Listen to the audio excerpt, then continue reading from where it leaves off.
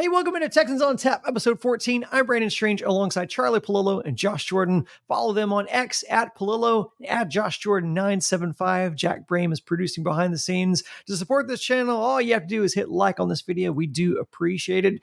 Gents, Tampa started off the season 3-1, but they come into Houston on a 3-game skid, hungry for a win. Was Houston losing to Carolina enough of a wake-up call for them to be focused and take the Bucs seriously? And how do you see this offense bouncing back? It darn well better be. And the Texans aren't a good enough football team that they should be in cruise control any game, home, away, winning streak, losing streak. But if re-chastened after the pratfall at Carolina, okay, learning experience and all that. You mentioned the Bucs. I don't think there was really much talk of Tom Who at quarterback, but the Baker Mayfield Express has been derailed. And early sidebar. Mayfield, a little banged up knee. He's expected to answer the bell come Sunday. But if not, Manville High School product Kyle Trask is the number 2. Did not start a game his last 2 or 3 years in high school when backing up Derek King, who went on to U of H. But Trask now in his 3rd year, cashing NFL checks, played his college football at Florida. So nothing against Baker Mayfield.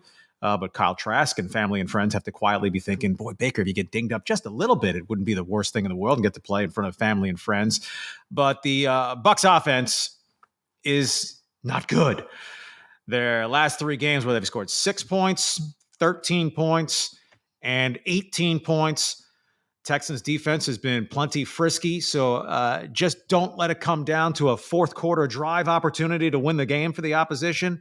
And I think the Texans D matches up just fine, unless Mike Evans goes and has a monster game. To mention another local area guy, Galveston Ball, who's going to be an interesting one when Hall of Fame time comes. Right around here, obviously, Andre Johnson, let's get on with it already. Get him into Pro Football Hall of Fame. You know, Mike Evans, only guy in NFL history, his first 9 seasons in the league, 1,000 yards plus in receptions. Of course, now we're in the 17-game schedule, so it'll be a little easier done for wide receivers coming along. Well, Mike Evans, 8 games in, is on pace for a 10th consecutive 1,000-yard season for his career. He's averaging almost 2 yards more per reception than Andre Johnson did, and Mike Evans already has 16 more career touchdown catches than Andre Johnson wound up with. Mike Evans is going to be a great player who still has plenty of it at age 30, and he has to be priority 1 for the Texans defense. Yeah, no doubt. Chris Godwin, Mike Evans, those are the guys that you got to focus on the most with the Bucs. We'll see how healthy Baker is. Like Charlie alluded to, he plans to try and play through this thing. So as we look at it, points per game, they're 27th in the league. Bucs are only scoring about 17 points per game. Now, points against, they're 6th. So they're one of the worst offensive teams, but one of the best defensive teams. They're only averaging giving up about 18 points a game. As we look ahead to how Vegas sees this, they have the over-under at 40.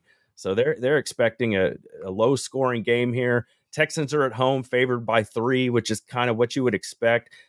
I think my deal with the Texans is as this season goes along after they lost to Carolina, I think the Texans are going to win some games you don't expect them to win, and I think they're going to lose some games you don't expect them to lose. I think they're just going to be inconsistent, and from week to week, you're not sure what you're going to be getting, but they just got to get the passing game going. That's something big right there. The passing yards against per game, the Bucs are 28th, giving up 256. So the matchup says Texans should be able to throw the ball in the air a little bit against the Bucs, and they need to do that. They're not a very good running team. This team needs to be built on CJ distributing the ball to his receivers. Hopefully Robert Woods is back this week.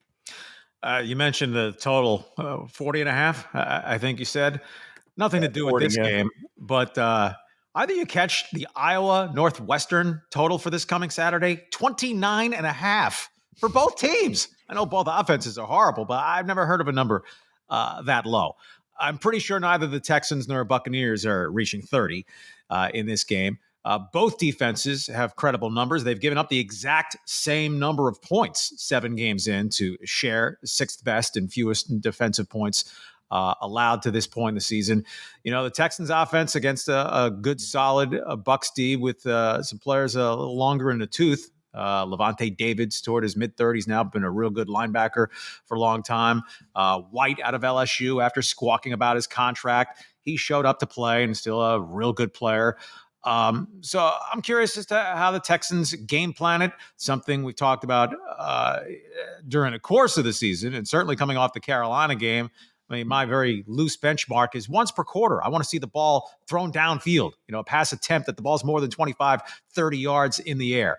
And what's their level of commitment in the run game? And if you don't get off early, you're going to keep banging your head against that wall because this is what we want to establish. Texans tough and all that. Or, within this game, as in the first two games, granted both losses and with 11 sacks, but CJ Stroud threw it, 45 times per game. You don't want him throwing it that much on a regular basis, but I wouldn't think they're going to be able to just line it up ground and pound against the Buccaneers. So CJ probably doubles his Carolina passing output if it's going to be a happy Sunday for the Texans. Against Carolina, even in crunch time, Houston was really trying to force the run game to happen. And granted, I understand, because Carolina statistically has a poor run defense, but even against that poor run defense, they were having a hard time getting things going. How do they do that where they, start putting more emphasis on the passing game when where you don't want to be predictable, but you need to lean more on Stroud and being able to get the ball downfield? How do you do that without allowing the defense to pin their ears back and come after CJ? Yeah, I mean, you just don't have the full package in terms of an offensive line that's a fortress of protection for Stroud if you're going to drop back. I mean, football 101, right? The running game can set up the pass. Well, sometimes it's the opposite. If you can spread them out and maybe run the ball a little bit that way. And I do wonder, and I don't know that this impacts their game plan thinking, right? There's the macro organizational, and D'Amico's certainly a part of that. But what are they trying to find out about individual players and the O-line as a unit and the running backs, right? Dameon Pierce looked fantastic for so much of his rookie season before getting shut down late. Well, he's not Arian Foster. So maybe if they had a better back who could turn a little crease into a little bit more. I mean, Pierce runs hard, but he's not 230 pounds. Right? So he's not going to Derrick Henry people. So I don't mean as a priority draft choice type guy, but how will they assess their running back combination at the end of this season? But what if not football cliche number one? It's pretty highly on spotted on the list. It all begins in the trenches. And the Texans' offensive line needs to fare a bit better in that trench warfare. Yeah, I mean, they're using three guys. We're even seeing Mike Boone out there going along with Singletary, with Pierce. That's what tells me it's not the running backs. There's just so many plays where these guys are getting hit before there's even an opportunity. I see guys that aren't accounted for on the defensive line, good players just running in there with nobody getting a hand on them. So that's a problem for me. And if you're going to get 0 yards per carry on first down, or every time you run the ball, you're lucky to get 1 or 2 yards, and then you're always behind the sticks. CJ's always having 3rd and 8 and 2nd and 8 because they're predictable and they're doing stuff that's not working. So they got to shake it up a little bit here. It's not doing it for them. They're going to have to throw the ball more. I'd even like to see more play action, just anything different. We're not seeing the shots downfield like Charlie was talking about. Stroud said that was bothering him. He wanted to take a few more shots down the field. And even some, like we saw the halfback pass from Singletary. It seems like all the creativity that they spent working on over the bye week was just having Tank Dell run around in motion like crazy, and then it didn't really distract anybody. It didn't do anything. As much as they were trying to dress it all up, it really wasn't working. So they're going to have to go back to the drawing board here, get the ball to Nico Collins, do what's been working for you, get the ball to Dalton Schultz. I mean, 2 catches for 5 yards, that's unacceptable. Yeah, maybe use Tank Dell less as a decoy and more as an offensive weapon, because when he did get the ball, the dude looked amazing with a very Madden-esque run there. I listened to part of the game because I was traveling to College Station, and shout out to Andre Ware, because that dude gets me hyped listening to those games because he's really into it, especially when Tank broke off that run.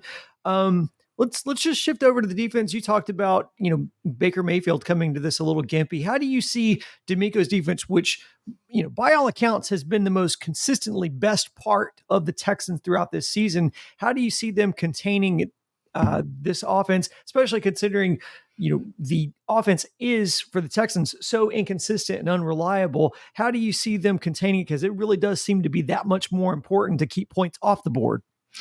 Yeah, I think it sets up well. And they start a stretch now of 4 out of 5 at home. Let's see them, not win all those home games. At least just play good, solid football, and you get beat by a team that outplays you on a day. That's okay.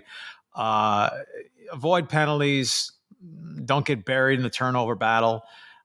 Don't let Evans beat you for the big plays. I just don't think the Bucs offense is good, and I think the Texans defense has been very solid. I would be very surprised if Tampa scores more than 20 points. Yeah, if I'm D'Amico, everything I've got, I'm going to try and slow down that passing game with Godwin and Mike Evans. The reason being, the Bucs aren't good at rushing the ball. They're 30th in the league. They're rushing for about 78 yards a game. So I don't think you worry about that so much, but you got to keep Mike Evans from beating you. You got to keep Chris Godwin from beating you.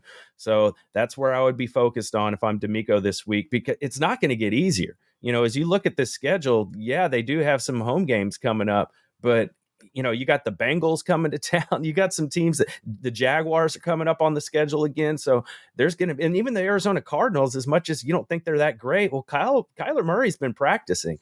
You wonder eventually if they're going to make him active.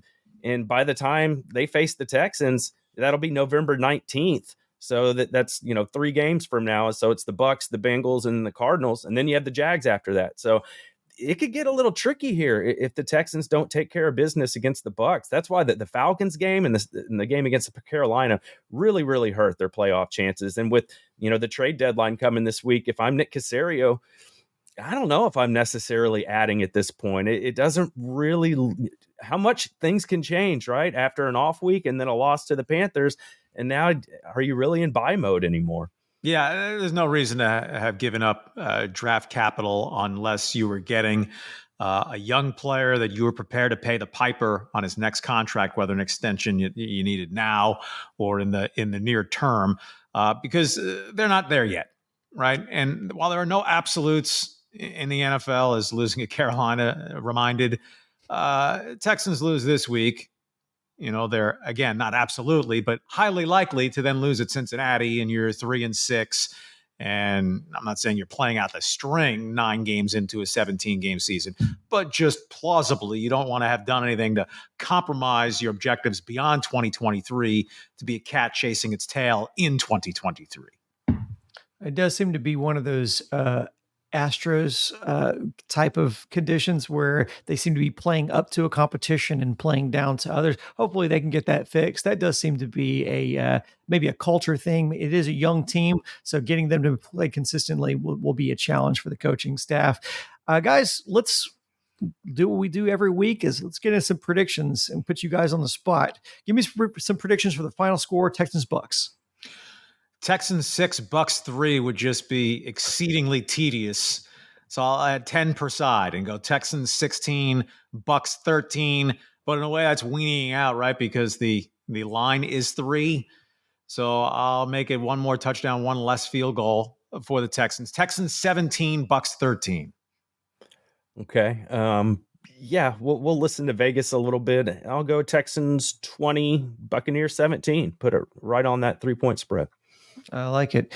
All right, guys. Well, that's going to be it for episode 14. Just want to thank everyone for coming out to the tailgate last week. It was a great time. And if you were able to join us, a really cool event, great food, great drinks. So hopefully, if you didn't get to go this year, hopefully you come out and do it next year, because I given the success and turnout from this year, I definitely think we'll be doing it again. So again, shout out to everyone who was able to join us on Wednesday. It's going to be up for episode of 14 of Texans on Tap. We'll be back next week, hopefully talking about a Texans win, being back at 500. So as always, thanks for listening. Go Texans.